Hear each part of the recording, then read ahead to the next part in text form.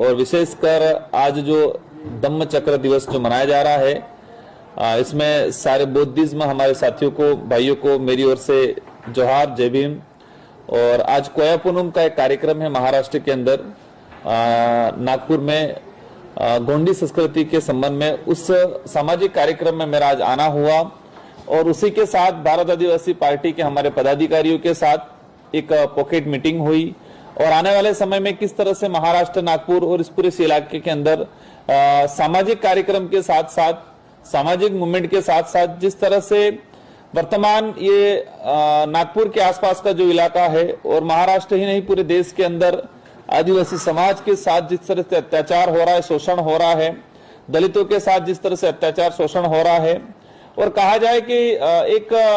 दमनकारी नीति के साथ देश में, राज्य में जो शासन व्यवस्था चलाई जा रही है, आदिवासी, दलित, पिछड़ों, ओबीसी को जो कहीं न कहीं उनको दबाने का जो प्रयास किया जा रहा है। और इसके मुख्य कड़ी में हम देख रहे हैं वर्तमान में जिस तरह से ये जो आसपास के नजदीक जो जिले हैं, वहां पर उद्योगपतियों को नाम जो जमीनें दी जा रही है, आदिवासियों को विस्थापित किया जा रहा है, माइनिंग के नाम हो, डेवलप के नाम हो। इन समस्त मुद्दों को लेके भारत आदिवासी पार्टी के नेतृत्व में इस इलाके में काम किया जाएगा और साथ ही जितने जो सामाजिक संगठन हैं, जो नॉन पॉलिटिकली संगठन हैं, उनके साथ भी मिलकर भारत आदिवासी पार्टी और हमारे सामाजिक संगठन मिलकर भी ऐसे नॉन पॉलिटिकल बन के भी हम लोग, जरूरत पड़ेगी तब देश के अंदर अनेक कोनों में हम लोग काम करेंगे, प्रयास करेंगे। और जिस तरह से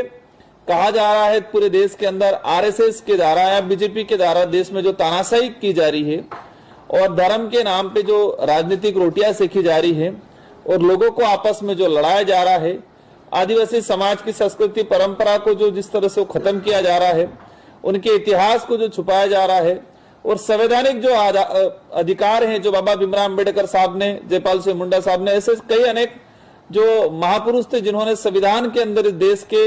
एक को कहा है कि सर्वांगीण विकास या देश के जो पिछड़ा दबा कुचला जो समुदाय है उनके उद्धार के लिए जो संवैधानिक प्रावधान लागू किए हैं, मतलब संविधान के अंदर सम्मिलित किया, उनको धरातल पे वर्तमान सरकारें नहीं लागू कर रही है। और कहा गया है कि भाजपा की एक नीति थी कि आरक्षण खत्म किया जाए, तो वो आरक्षण खत्म नहीं कर रहे हैं लेकिन नौकरियां खत्म कर रहे हैं और नौकरियां खत्म करके निजीकरण के दौर जो चलाया जा रहा है वो कहीं न कहीं एक आरक्षण खत्म करने जैसा कदम है। और इसके बारे में पूरे देश के आदिवासी, दलित, पिछड़ों को हम जागरूक कर रहे हैं और उसके खिलाफ अगर आप निजीकरण की ओर जा रहे हो तो निजीकरण में भी रिजर्वेशन होना